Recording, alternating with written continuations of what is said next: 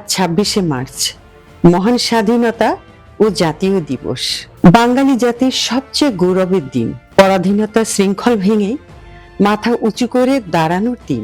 আজকের এই দিনে সকল শহীদ এবং বীর মুক্তিযোদ্ধাদের প্রতি জানাচ্ছি গভীর শ্রদ্ধা ও ভালোবাসা। বিনম্র শ্রদ্ধা চিত্তে স্মরণ করছি স্বাধীনতা যুদ্ধে আত্মত্যাগী ৩০ লক্ষ শহীদ এবং ২ লক্ষ নির্যাতিতা মা বোনকে, যাদের সর্বোচ্চ ত্যাগের বিনিময়ে আমরা পেয়েছি এই মহান স্বাধীনতা ও স্বাধীন সার্বভৌম বাংলাদেশ।